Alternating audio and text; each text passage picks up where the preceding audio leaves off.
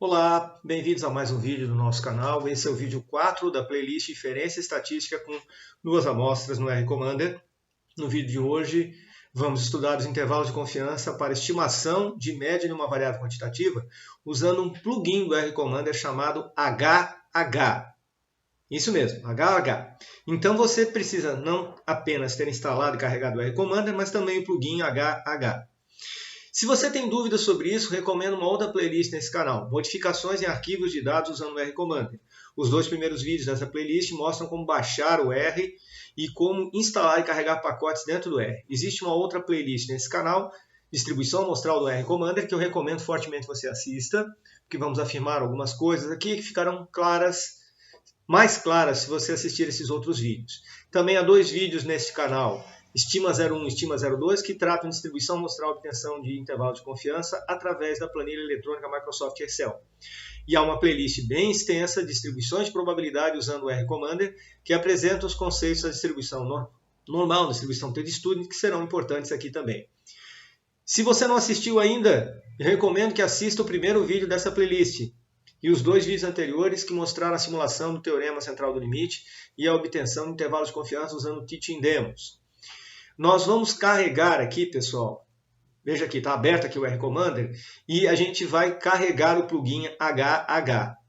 Eu estou supondo que esses plugins já estão instalados. Você não tem eles carregados, mas já instalou esses pacotes. Então, eu venho aqui em Ferramentas e peço Carregar Plugins do R Commander. E se você procurar aqui, vai encontrar que existe esse plugin HH, certo? Eu vou clicar aqui, muito importante, pessoal, muito importante. Quando eu peço para carregar um plugin, o R Commander precisa reiniciar. Então, vocês estão vendo aqui que a janela de RScript e Output está tudo vazio. Então não tem problema nenhum, não vai apagar nada. Agora, se vocês tiverem feito alguma coisa e tiverem que instalar esse plugin, ele vai apagar tudo. Se você não salvou, você perdeu, certo? Então é importante ver isso. Então eu vou pedir aqui fazer isso, ele pede para reiniciar, eu peço para reiniciar e aparece aqui em Ferramentas, né, tem as opções, por exemplo, uma opção que eu uso aqui é a opção fonte grande para projetores. Eu vou apertar aqui, ele fica com esse cenário esquisito, mas é que aí ele aumenta a visualização aqui do R Commander, vocês vão ver daqui a pouco. Ó, veja aqui que fica uma fonte maior, mais fácil para vocês enxergarem. Muito bem. O HH ele acrescenta mais uma opção aos menus de algumas distribuições de probabilidades. Por exemplo, veja aqui. Na distribuição normal, ele acrescenta aqui, ó, plot hypothesis or confidence intervals. Na distribuição T, a mesma coisa. Na distribuição Q quadrado, ó, também para teste de hipóteses. Na distribuição F, também. Para algumas distribuições, ele acrescenta isso. Certo? Em vídeo posterior, nesse vídeo aqui, nós vamos ver como é que a gente plota o intervalo de confiança para uma média, considerando a distribuição amostral normal ou t-student. Certo? Vamos ver como é que vamos fazer isso. Em vídeo posterior, nós vamos ver como plotar gráfico do teste de hipótese de uma média. Mas isso aí nós temos que ver a parte teórica, mais à frente vocês vão ver outros vídeos sobre isso. Então a gente vai fazer o seguinte, vamos aqui no menu Distribuições, Distribuição Normal, e a gente vai pedir aqui Plot Hypothesis or Confidence Intervals, tá? Pronúncia maravilhosa, né, do inglês, e aí aparece essa caixa de diálogo. Tá bom? Muito bem. Normal and T-Distributions. Quer dizer, nós podemos trabalhar com a distribuição normal e a distribuição t-student, dependendo se fornecemos ou não os graus de liberdade, degrees of freedom aqui, DF. Tá? No presente caso, vamos usar apenas a situação mais comum, com graus de liberdade para t-student, quando você não conhece o desvio padrão da população. Imagine que a gente quisesse obter um intervalo de 95% de confiança para a média de uma variável quantitativa. Uma situação semelhante que a gente viu no vídeo 3, onde a média valia 100, média da população, né, valia 100, e o desvio padrão valia 25. Então imagine que eu retire uma amostra aleatória de 30 elementos da população, obtendo média amostral de 102 e desvio padrão amostral de 25. supondo que o desvio padrão populacional fosse desconhecido. Então, o que a gente vai fazer aqui? Ó? Bom, o campo aqui, média, MU, quer dizer, MI, média populacional, a média que está sendo testada no teste de hipótese, que a gente, mais ou menos, vocês vão entender o que eu estou falando, nós vamos deixar em branco. Tá? Não vamos preencher. Desvio padrão, nosso caso será o sigma se fosse desvio padrão populacional. Nosso caso será desvio padrão amostral, a gente vai colocar aqui 25. Graus de liberdade. Se eu colocar graus de liberdade, o R-Commander vai entender que eu estou trabalhando com a distribuição T de student, que a variância populacional é desconhecida, que esse desvio padrão aqui é o desvio padrão da amostra. Então eu vou fazer o seguinte, eu vou colocar uma amostra aleatória de 30 elementos, o número de graus de liberdade é o tamanho da amostra menos 1. Então o número de graus de liberdade vai ser 29. Tamanho de amostra 30, certo? E agora vem aqui, left alpha, right alpha. O que quer dizer isso? Pessoal, quando o intervalo de confiança, a gente faz intervalo de confiança, lá no vídeo 1 a gente mostrou isso. No intervalo de confiança, você define o nível de confiança, que é a probabilidade do intervalo conter o valor real do parâmetro. E sobram duas caudas. Certo? Sobram duas caudas. Então, se a confiança é de 95%, sobra 5% para as caudas. 2,5% para baixo, 2,5% para cima. Então é isso que nós vamos fazer. Como o intervalo de confiança é bilateral, o nível é dividido em duas partes. E a gente vai colocar o left alpha, a gente vai colocar 0,025, 2,5%. Não esqueça que o separador de decimais no R é o ponto. E o right alpha, vou colocar aqui, 0,025. Certo? Valor observado. Aqui eu vou colocar, pessoal, a média amostral. Que eu estou chutando aqui, que vamos supor que a média tenha dado 102. Certo? Não preencheremos essas outras opções aqui. E eu vou trocar aqui para confidence interval. Intervalo de confiança. Certo? E agora, vejam, com essas informações todas fornecidas, olha o que vai acontecer. Se eu der um OK aqui, vai aparecer este maravilhoso gráfico aqui. Olha só que legal esse gráfico.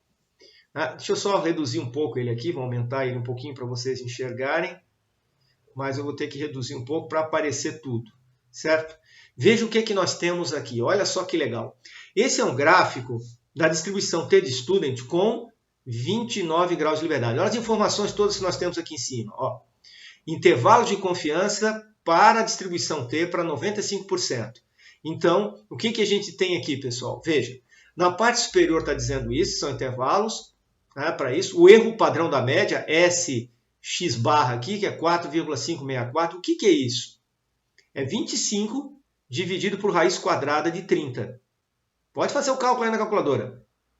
Tamanho de amostra, 30 elementos, número de graus de liberdade, que é 30 menos 1.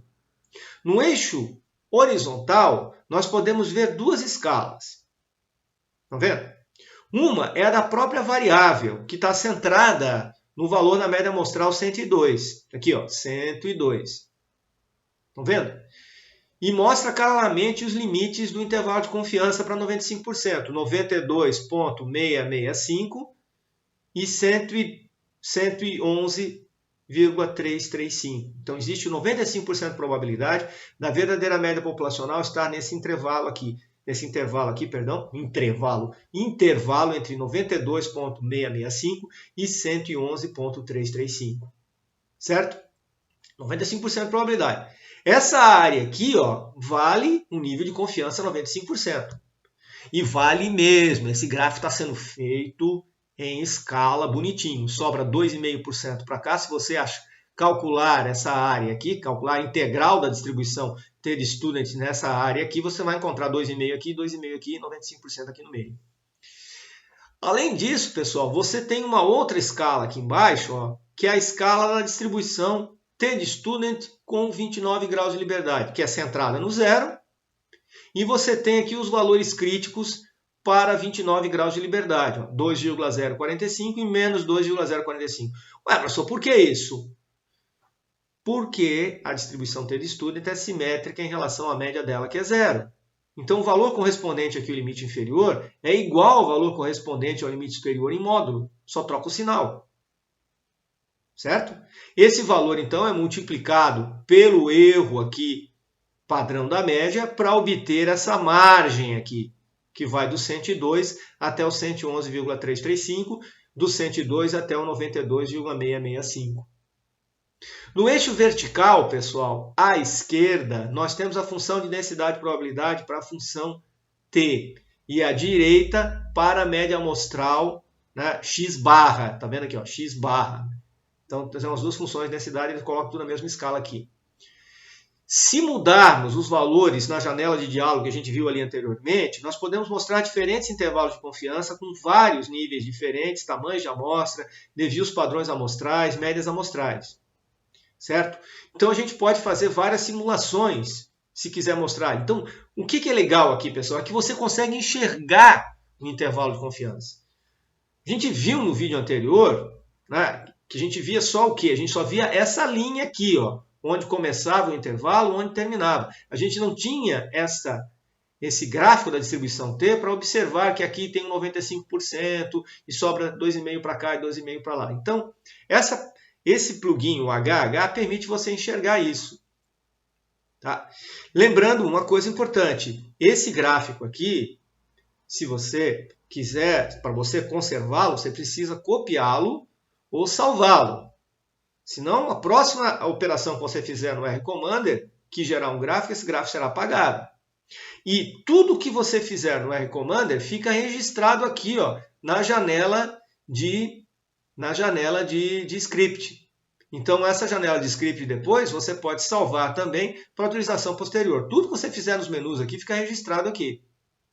Tá? Ó, aqui foi colocado lá qual era o desvio padrão, qual é o tamanho da amostra, o número de graus de liberdade, certo? Todas as informações.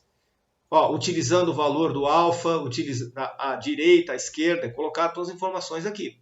Certo? E aí ele tem outras coisas que estão embutidas dentro da plugin e que você pode depois repetir aqui se for o caso, certo? Então, tudo que você faz nos menus fica registrado no script e você pode salvar para uso posterior. Tá? Então, lembro, você pode refazer esse procedimento todo aqui, certo? O procedimento, cada vez que você faz, ele tem que ser refeito, ele não guarda o que foi feito anteriormente. Então, é bom que você dê uma anotada aí, certo, o que você está fazendo para não perder essa informação. Ah, não, professor, mas eu não quero. Eu quero fazer tudo igual como eu fiz antes. O que você faz? Seleciona tudo aqui e pede para submeter. Ele vai lá e faz de novo para você. O gráfico. Ó. Certo? Ele faz de novo o gráfico, se você quiser. Se você quiser modificar alguma coisa aqui nesse gráfico, por exemplo, você copia isso aqui e vamos supor que você chegue agora e estabeleça o seguinte. Olha, eu vou trocar alguma coisinha aqui, eu vou trocar o nível de confiança. Eu vou usar agora 99% de confiança. Então vai sobrar 0,5% para cada lado. O resto tudo igual. Certo? Aí eu seleciono isso aqui, peço para submeter.